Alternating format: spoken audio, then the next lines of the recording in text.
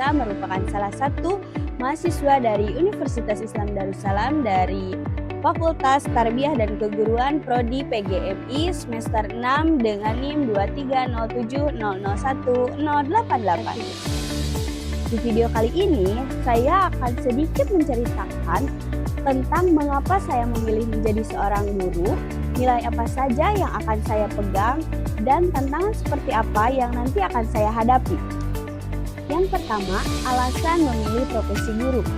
Saya percaya bahwa pendidikan dan dedikasi adalah kunci untuk menciptakan dampak yang berkelanjutan baik di dalam ruang kelas maupun di lingkungan profesional. Awal saya memilih jurusan pendidikan tidak sepenuhnya karena cita-cita saya sejak kecil.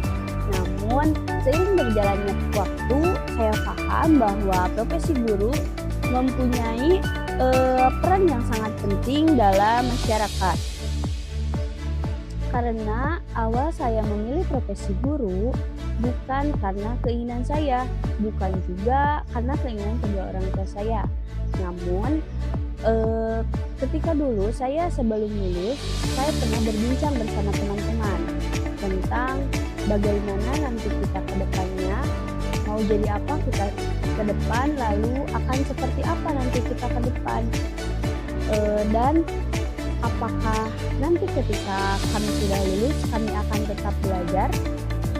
Nah, kemudian karena perbincangan itu akhirnya saya memutuskan untuk memilih profesi guru dan masuk ke Universitas Islam Darussalam dan memilih jurusan Prodi PGMI.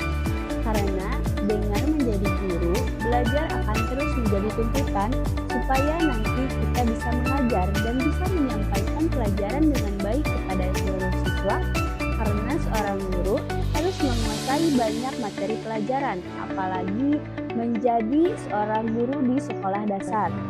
Selain itu, saya memilih profesi guru karena ketika saya masih sekolah, saya memiliki seorang guru favorit di mana beliau selalu menyampaikan materi dengan cara yang menarik dan mudah dipahami oleh siswanya. Kemudian beliau juga memberikan motivasi yang berdampak positif besar kepada diri saya. Selanjutnya adalah nilai-nilai profesionalisme. Membayangkan profesionalisme, seorang guru bukan sekedar melihat tumpukan sertifikat atau gelar di belakang nama, melainkan bagaimana ia membawa dirinya setiap hari di dalam dan di luar kelas.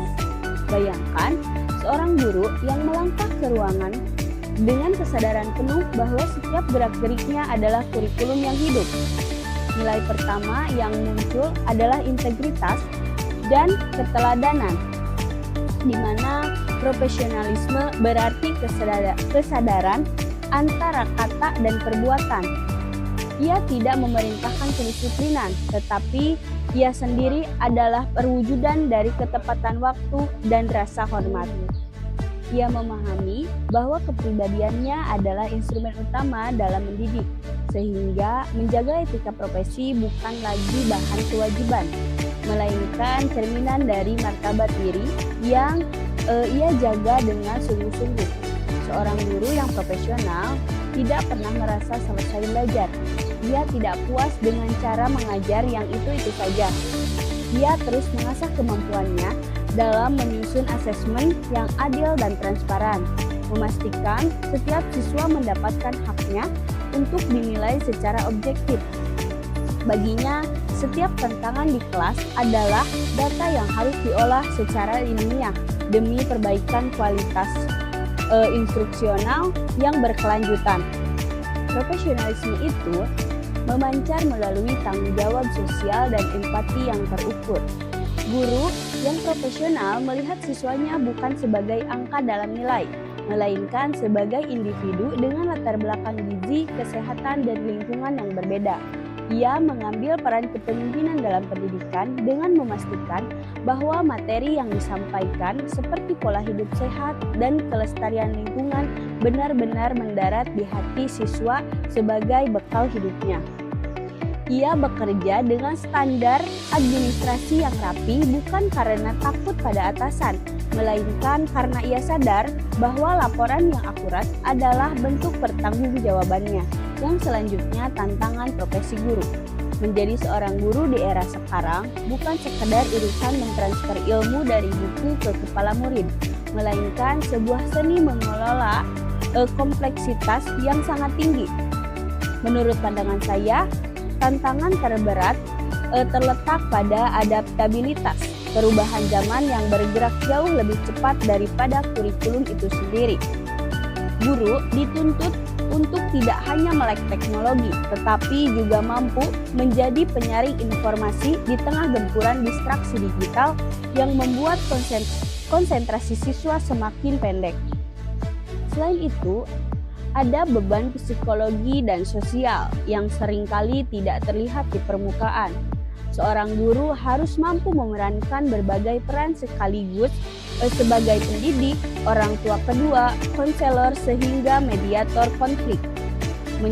Menyeimbangkan antar profesionalisme administrasi yang menuntut ketelitian dokumentasi dengan kualitas interaksi personal di kelas adalah tantangan harian yang menguras energi.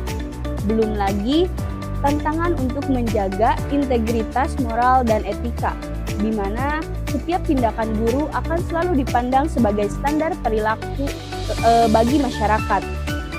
Terakhir, tantangan yang paling mendasar adalah bagaimana menjaga nyala api semangat belajar di kelas adalah tantangan harian yang sangat menguras energi. Refleksi ini bukan sekedar akhir dari sebuah tugas, melainkan sebuah titik balik untuk melihat kembali sejauh mana integritas dan dedikasi telah dipertaruhkan dalam ruang kelas.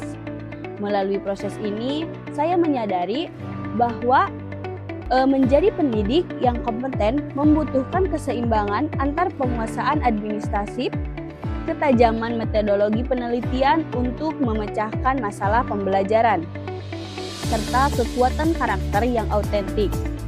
Tantangan yang muncul di sepanjang proses ini bukanlah penghalang, melainkan cermin untuk mengevaluasi efektivitas pendekatan yang telah dilakukan.